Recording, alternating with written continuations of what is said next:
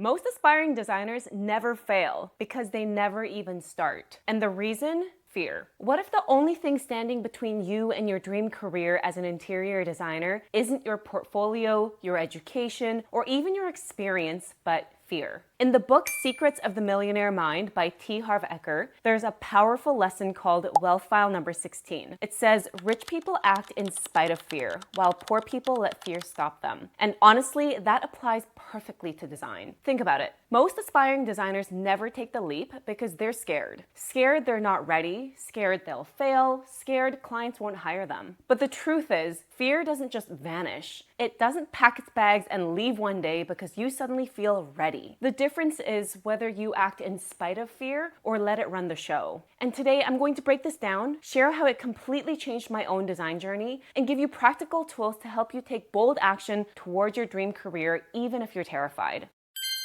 Here's the trap. So many aspiring interior designers tell themselves, I'll start once I feel ready. I hate to break it to you, but that day never comes. Fear doesn't disappear. The only way to shrink it is to move through it. Think of fear like quicksand. The longer you stand still, the deeper you sink. The only way out is to move awkwardly, imperfectly, but forward. I get it. The fear feels real. Fear of not having a degree, fear of charging money for your skills, fear of looking like an imposter. But here's the thing. Fear isn't a stop sign. It's a signal that you're stretching into something new. And the best way to fight fear? Honestly, a little sprinkling of delusion. To take action when you don't have all the answers requires borderline ridiculous level of belief. Belief that maybe you can, maybe you can't, but you're going to try anyway. When I first started, I had what I call a healthy level of delusion. I told myself, even though I don't know everything about design, I'm going to figure it out. I'm going to make it work and I'll get clients somehow. And guess what? That's exactly what happened.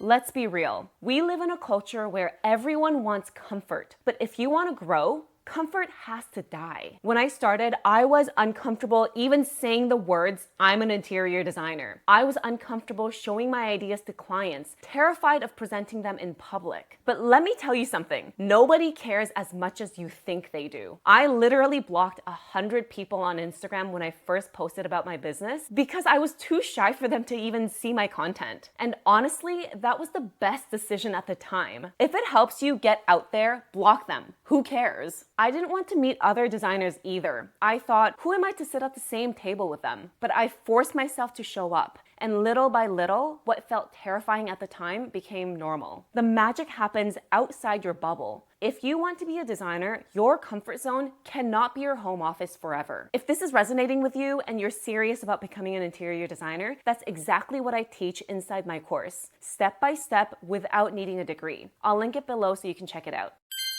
Here's something that changed everything for me. Your mind works for you. You run your thoughts. The things you say to yourself about your skills, your confidence, your potential, that becomes your reality. And I get it. When you're starting out, the negative self-talk can be brutal. Nobody will hire me because I'm new, I'm not good enough, I'm an imposter. When those thoughts come in, you have to manually cancel them. Literally say out loud, cancel or thanks for sharing. Then replace it with something empowering, like I can land clients even without a degree. I can learn as I go. No thought lives in your head rent-free. Every thought is feeding a version of you. You get to decide which version wins.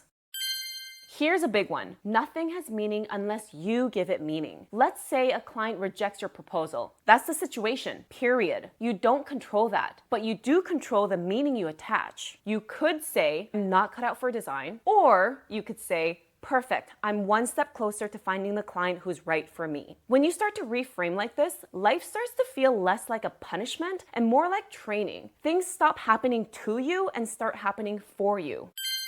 Okay, if you're still here, you're probably thinking, great pep talk, but how do I actually do this? Don't worry, I got you. Here are 3 ways to make fear your bitch.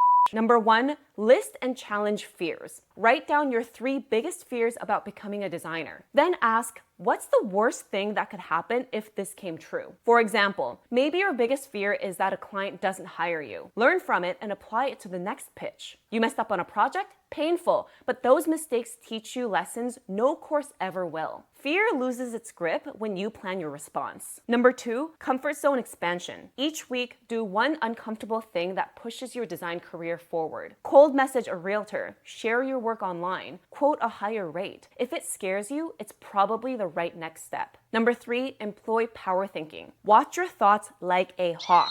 Cancel the ones that drag you down and keep the ones that fuel your growth. Let me be real with you. I was terrified to start teaching this online. I thought, who am I to guide other designers? The imposter syndrome came roaring back, but I pushed through. I remembered how much I struggled when I started, how badly I wanted someone to show me the way. And now when I see my students succeed, when they message me that they're learning so much or that they got their first client, I cry, like legit tears. It makes me so proud. Every designer you admire, at one point, they were scared out of their mind. The only difference is they acted anyway. Remember, fear is normal. Discomfort is required, and you control the thoughts that shape your reality. Now, I want to hear from you. Drop in the comments. What action are you going to take in spite of fear this week? And if becoming an interior designer is your dream, don't wait for the fear to disappear. It won't. Take your first step today. My course is designed to guide you step by step so you can start with confidence, even without a degree or a big portfolio. The link is in the description. Thanks for watching, and I'll see you in the next one. Bye.